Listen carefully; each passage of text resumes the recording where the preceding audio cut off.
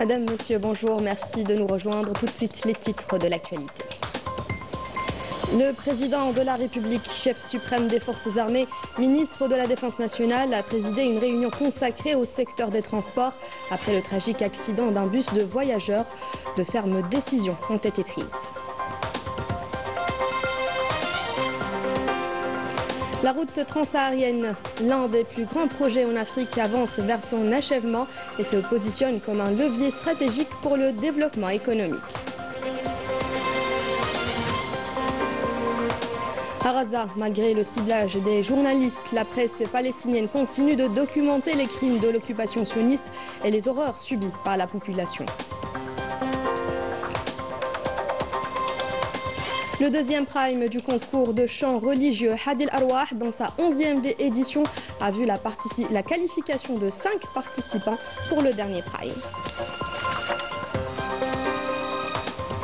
Bienvenue à tous. On entame cette édition avec une réunion présidée hier par le président de la République, chef suprême des forces armées, ministre de la Défense nationale, Abdelmajid Tebboune, consacrée au secteur des transports. Cette rencontre a été marquée par un moment de recueillement en mémoire des victimes du récent accident de bus, avant d'aboutir à une série de décisions fermes pour renforcer la sécurité routière, moderniser le parc de transport et responsabiliser l'ensemble des acteurs concernés. Le point avec Rina Lerari. La modernisation du parc de transport public et l'amélioration de la sécurité des voyageurs. Deux objectifs, et non des moindres, inscrits à l'ordre du jour de cette réunion, consacrée au secteur des transports et présidée par le président de la République, chef suprême des forces armées, ministre de la Défense nationale, Abdelmajid Tebboune. À cet effet, il a été décidé l'importation immédiate de 10 000 bus neufs pour remplacer les anciens vétustes, ainsi que l'importation immédiate de divers types de pneus pour véhicules, des mesures largement saluées par les citoyens. Cette décision est bénéfique aussi bien pour les citoyens que pour les chauffeurs. Grâce aux nouveaux bus, nous pourrons éviter les pannes et notre travail sera beaucoup plus facilité. Nous remercions le président de la République pour cette décision qui profitera à l'ensemble de la population. Nous rencontrons souvent des difficultés avec les pneus, mais cette nouvelle décision contribuera à alléger notre travail. En parallèle, de nouvelles législations relatives à la réglementation de la circulation routière, avec un accent particulier concernant les modalités de délivrance du permis de conduire, sont en cours d'élaboration. Les conducteurs seront eux aussi soumis à un contrôle périodique, incluant le dépistage de la consommation de drogue et de substances psychotropes. La responsabilité civile des accidents de la route sera désormais imputée non seulement aux conducteurs, mais également, pour la première fois, aux parties chargées de la réalisation et de l'entretien des routes, aux auto-écoles, aux organismes de contrôle technique des véhicules, ainsi qu'à toute autre partie dont la responsabilité serait établie dans des accidents. Enfin, les services de la gendarmerie et de la sûreté nationale ont été instruites d'intensifier les contrôles à travers l'ensemble du territoire national afin de veiller à la stricte application du code de la route et de lutter ainsi contre le terrorisme routier. Le Conseil de paix et de sécurité de l'Union africaine a salué la direction judicieuse et le rôle efficient du coordinateur de l'UA pour la lutte contre le terrorisme et l'extrémisme violent. Abdelmajid Tebboune, président de la République, demandant à la commission de l'UA d'intensifier ses efforts en vue d'une mise en œuvre intégrale des recommandations contenues dans ces rapports et adoptées par le sommet des chefs d'État et de gouvernement de l'UA. C'est un papier signé Adel Brahms. L'adoption des termes de référence des deux sous-comités chargés respectivement de la lutte contre le terrorisme et de la reconstruction et du développement post-conflit se veut une avancée majeure et notable, d'autant que ces termes sont adoptés pour la première fois par le Conseil de paix et de sécurité de l'Union africaine, qui n'a pas manqué de saluer la direction judicieuse et le rôle efficient du coordinateur de l'Union africaine pour la lutte contre le terrorisme et l'extrémisme violent, Abdelmajid Tebboune, président de la République. demandant à la Commission de l'Union africaine d'intensifier ses efforts en vue d'une mise en œuvre intégrale des recommandations contenues dans ces rapports et adoptées par le sommet des chefs d'État et de gouvernement de l'Union africaine. Le Conseil de paix et sécurité a appelé à l'application immédiate des termes de référence des deux comités, incitant l'ensemble des États membres et parties prenantes concernées à renforcer la coopération avec ces deux comités pour leur permettre d'accomplir leur mandat. Il a également appelé les deux comités à œuvrer à fournir le soutien efficace aux États membres affectés par le terrorisme et l'extrémisme violent en renforçant leurs capacités nationales et leur coopération régionale, tout en mettant en œuvre les décisions de l'Union africaine adoptées à cet égard. Il a aussi exhorté à appuyer les États membres ayant déjà connu des conflits en vue de recouvrer les structures de gouvernance, d'instaurer la primauté du droit et de réaliser rapidement et efficacement la stabilité socio-économique conformément aux aspirations de l'agenda 2063 de l'Union africaine. La route transsaharienne, l'un des plus grands projets du continent, reflète l'engagement de l'Algérie à faire de l'intégration africaine une réalité économique durable. Reliant Alger à Lagos au Nigeria, elle est appelée à jouer un rôle clé dans les échanges du continent, à l'heure où l'Algérie s'apprête à accueillir la foire commerciale intra-africaine 2025. Wissal Would Jouabi et Badi Amani. Traduisant la forte volonté de concrétiser l'intégration africaine et l'étendue africaine de l'Algérie, la transsaharienne est un projet d'envergure et d'une grande utilité pour le continent africain. Une infrastructure routière qui jouera un rôle prépondérant dans l'économie de l'Afrique en renforçant le développement des économies africaines et en boostant les échanges économiques et commerciaux interafricains. Sa concrétisation permettra le transport par voie terrestre de tout type de marchandises et de matières premières, de quoi offrir à l'Afrique une porte sur la Méditerranée. Cette route facilitera les échanges commerciaux, le déplacement des personnes. Elle ouvrira la voie aux opérateurs économiques pour exporter leurs produits vers l'Afrique. L'Algérie œuvre dans ce sens pour conquérir les marchés africains. وجهوا منتوجاتهم نحو افريقيا والدوله راهي تسعى جاهده. انت نورمالمون برقه وندير دير انجز التمنصت برقه يرشاد المقايضه وديت تسرسلنا ودي برقه باش اداوي ردو انت برقه برقه الرزه اكاهل الدنيا متندس اكاهل دانامبان اكاهل لازم برقات لا اسوت لا برقه ادونت ويتتنقل ندير. Ce projet est un outil pour concrétiser l'intégration africaine. L'Algérie, avec sa situation géostratégique, fait partie prenante de ce projet auquel elle consacre beaucoup d'efforts pour son achèvement. يحمل هذا المشروع طريق الوحدة الإفريقي أبعادا اقتصادية وتجارية La route transsaharienne a des dimensions économiques, commerciales et sociales. Elle est d'une grande importance pour les régions du Sud, du Sahel et du Nigeria. Aujourd'hui, l'Algérie plaide pour l'intégration africaine à travers les investissements et le financement des projets d'infrastructures de base. عن طريق الاستثمار. L'Algérie travaille à relier cette route à la Mauritanie à travers l'axe Tindouf-Zouiret, un autre projet qui ouvrira la porte vers l'Afrique de l'Ouest, une aubaine pour le développement économique de l'Afrique. Et puis justement, à l'approche de la foire commerciale intra-africaine, l'aéroport international Ouari Boumediene se prépare activement. Tout est mis en place pour accueillir dans les meilleures conditions les délégations et participants attendus à Alger pour ce grand rendez-vous économique continental. Badi Amani. Tout est fin prêt à l'aéroport international d'Alger pour accueillir les participants à la foire commerciale interafricaine. L'établissement de gestion des services aéroportuaires a mis les bouchées doubles. Un dispositif spécial pour assurer aux hôtes de l'Algérie une prise en charge optimale dès leur arrivée. Un centre médical avancé a même été installé et un couloir vert aménagé avec agents dédiés pour les délégations officielles ainsi qu'une batterie de facilitation au niveau des postes de contrôle de la police aux frontières et des douanes. Objectif, offrir une logistique fluide et une image moderne de l'Algérie, porte d'entrée du continent.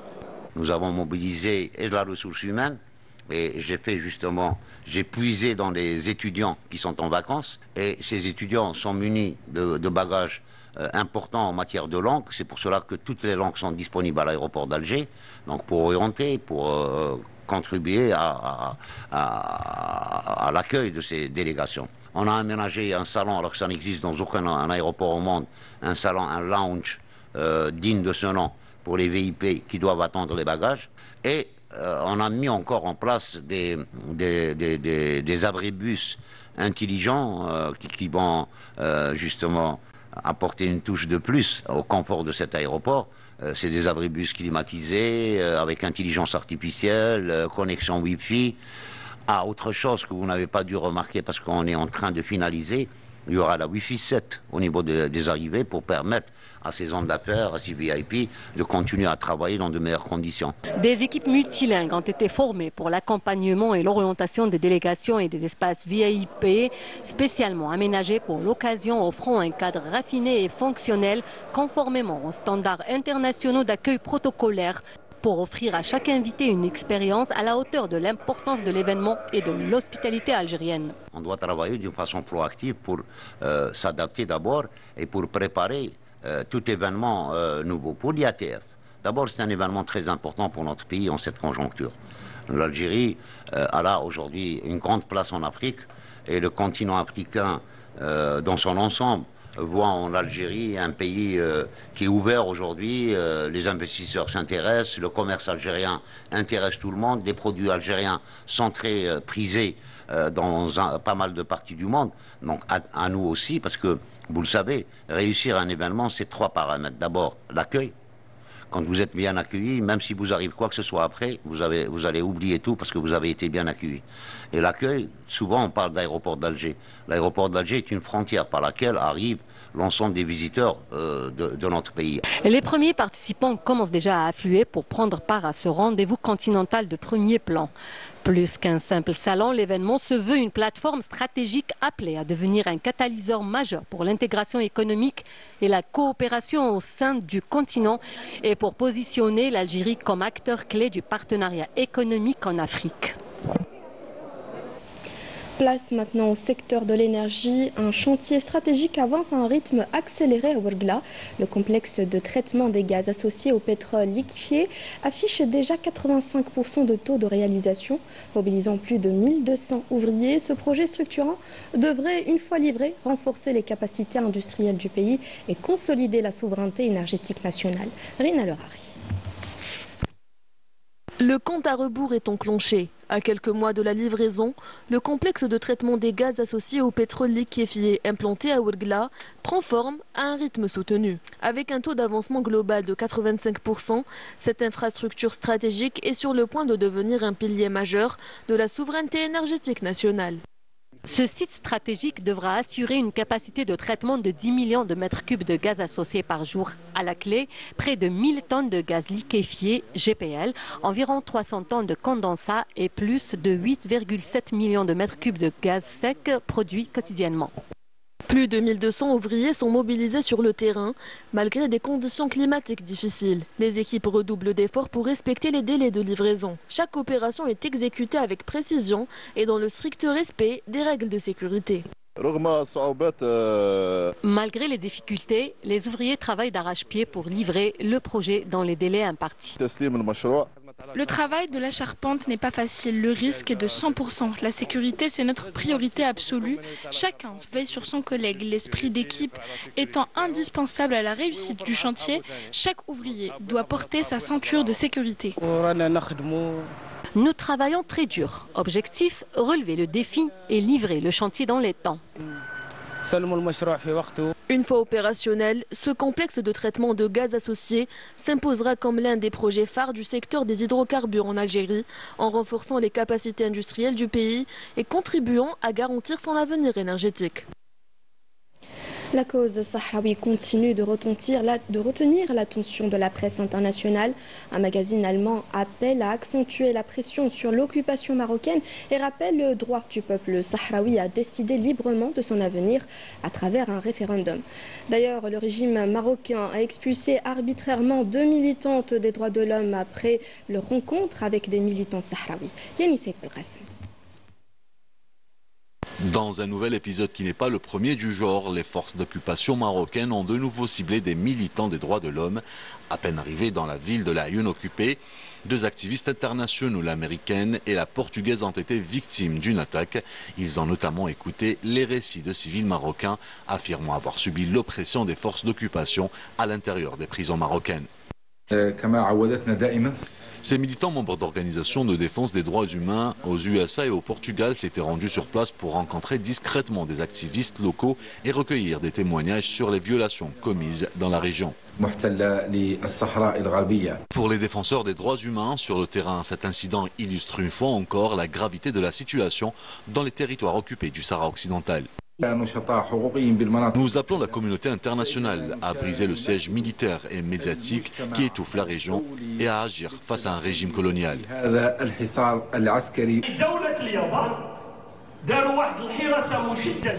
La dimension politique apparaît clairement. Il y a quelques jours à peine, lors du sommet Afrique-Japon, le gouvernement japonais a pris des mesures de sécurité pour empêcher des Marocains de rééditer leur agression contre la délégation sahraoui, comme ce fut le cas l'année passée. Ces violations interviennent alors que le magazine allemand exhorte la communauté internationale à accentuer la pression sur le Maroc afin de contraindre le Makhzen à respecter le droit du peuple sahraoui à l'autodétermination en organisant enfin un référendum libre et équitable conformément à la Charte des Nations Unies. À Gaza, en pleine guerre génocidaire, les caméras de la presse continuent de témoigner des crimes odieux de l'occupation sioniste. Malgré les massacres visant les journalistes pour tenter de réduire au silence les horreurs subies par la population, mais la couverture médiatique se poursuit pour mettre en lumière les exactions de l'entité sioniste. Wissem Abou Zaïd et Meissel Bouhala. Au cœur des bombardements, un nouveau drame vient s'ajouter à une longue liste noire de crimes commis par l'entité sioniste, qui a encore une fois pris pour cible ceux qui témoignent de la vérité. La caméra a d'abord capté la chute de journalistes frappés en plein exercice de leur mission, avant que son propre porteur ne soit fauché à son tour par une troisième explosion. L'image s'est arrêtée, mais le récit se poursuit. D'autres héros ont saisi la relève, continuant à dévoiler au monde l'ampleur de l'horreur d'une journée que les survivants décrivent comme l'une des plus insoutenables de leur vie. Le moment le plus difficile que j'ai vécu durant cette guerre, c'est de voir 5 de mes meilleurs collègues, de jeunes journalistes prometteurs qui n'avaient jamais cessé une seule minute d'accomplir leur devoir, et ça depuis 22 mois. Les voir tomber devant moi de cette manière atroce, d'une brutalité et d'une cruauté extrême, c'est une honte pour l'humanité.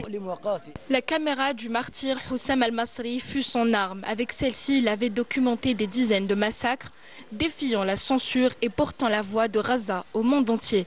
Mais l'occupation a fini par le cibler, croyant éteindre l'image palestinienne.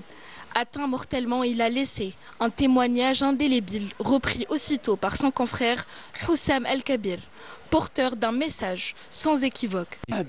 C'est un engagement, celui que nous prenons en tant que Palestiniens. Rester les gardiens de la vérité, les gardiens de notre droit. Si ce n'est pas nous qui assumons ce rôle, qui le fera?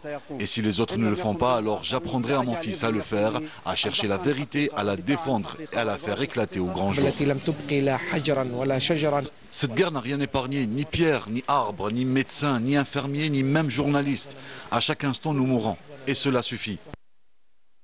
À Gaza, les journalistes vivent entre l'ombre et la lumière, endeuillés par la perte de leur peuple, mais déterminés à poursuivre leur mission. Ils écrivent avec leur sang une chronique de vérité que rien ne peut faire taire, jusqu'au jour où prendra fin le génocide infligé au peuple palestinien. Le meurtre de journalistes dans la bande de Gaza commis par l'entité sioniste devrait choquer le monde et l'inciter à agir pour exiger des comptes et de la justice, a déclaré le haut-commissaire des Nations Unies aux droits de l'homme, réagissant aux frappes sionistes contre un hôpital à Khan Younes dans le sud de Gaza qui ont fait 20 martyrs, dont 5 journalistes.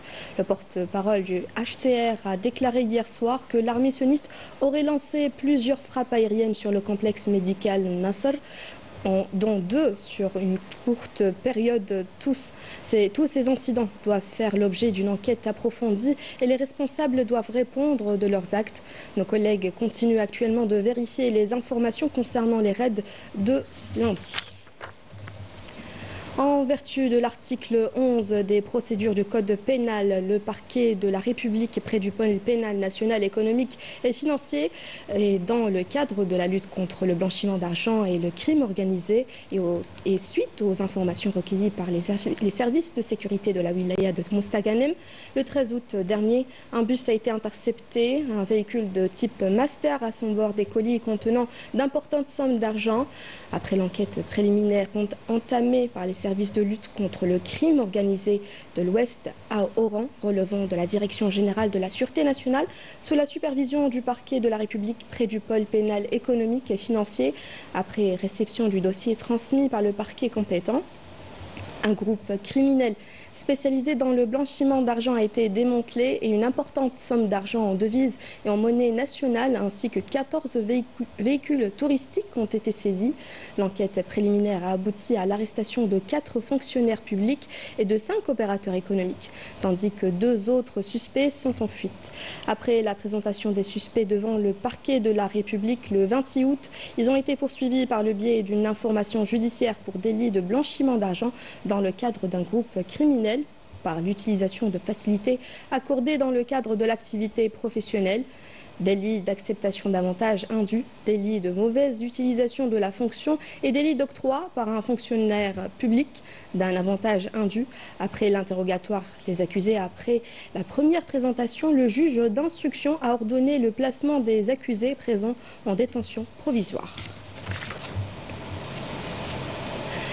Les équipes opérationnelles de la protection civile poursuivent leurs efforts pour éteindre l'incendie qui s'était déclaré hier soir à Shreya, dans la wilaya de Blida. L'opération d'extinction a nécessité la mobilisation d'importants moyens humains et matériels de Blida, Médéa, Chlef et Bouira, en plus de l'unité nationale d'intervention et d'exercice de 6 avions de lutte contre les feux de forêt de type AT 802 et 2 avions B 200 appartenant à l'armée nationale populaire. Le directeur général de la protection civile, Boualam Bouralef, s'est déplacé en compagnie du wali de Blida, Barahim Ouchen, sur le lieu de l'incendie pour suivre l'évolution de l'opération d'extinction.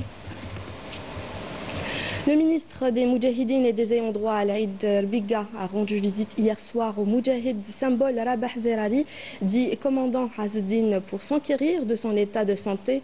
Le commandant Azzeddine, un des symboles nationaux, était un officier de l'armée de libération nationale dans la wilaya 4 historique, chef du commando Ali Khouja durant la glorieuse révolution de libération, ainsi que membre du Conseil national de la révolution algérienne et adjoint au chef d'état-major général de l'ALN. Cette visite s'inscrit dans le cadre de l'attention particulière que porte le secteur aux symboles de la Révolution nationale, en reconnaissance de leur sacrifice et leur rôle majeur dans le processus de libération nationale. À cette occasion, Rbiga a affirmé que cette initiative entre dans le cadre de la mise en œuvre des directives du président de la République, Abdelmadjid Tebboune, visant à garantir une prise en charge optimale des Moudjahidines étant des repères de la mémoire nationale vivante et à leur fournir les soins nécessaires en reconnaissance de leur immense sacrifice pour la patrie. Le centre culturel de Jama al-Jazair a abrité hier soir le 2e prime de Hadi al-Arwah dans sa 11e édition diffusée sur la chaîne coranique de la télévision algérienne. 5 participants se sont qualifiés pour le 3e et dernier prime, marqué par la participation de pays arabes et africains. Adel Bouhames et Badi Amani. Ils étaient 8 concurrents algériens en lice pour les 5 places du 3e et dernier prime de ce concours de chants religieux. La concurrence n'est pas facile entre les 5 candidats, d'autant qu'il s'agit d'artistes qui ont fait leurs preuves à l'échelle internationale et qui ont déjà été récompensés. Hadi al-Arwah nous a enfantés et a vu nos débuts dans le monde du chant religieux. C'est ici que nous avons appris beaucoup de choses. À travers notre participation, nous aspirons à représenter dignement cette école. La qualité de la tessiture vocale des participants a rendu la tâche des membres du jury plus difficile. Les concurrents jouissent d'un bon niveau, ce qui ne nous facilite pas notre mission pour les départager. Les invités d'honneur de cette édition ont salué de leur côté l'organisation parfaite de cet événement. Ces concours offrent un plus aux artistes. D'après ce que j'ai vu, beaucoup d'efforts sont déployés par l'Algérie, ce qui nous permet de qualifier ce concours d'événement d'envergure mondiale. يحق للجزائر وللجزائريين أن نقول ونطلق على هذه المسابقة هي مسابقة عالمية.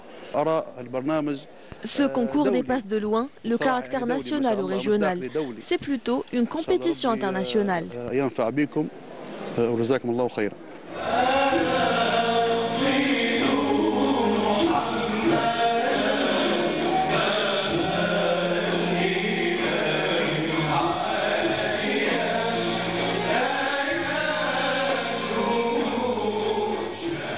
C'était le journal de la rédaction. Merci à vous de l'avoir suivi. Excellente suite des programmes sur Canal Algérie.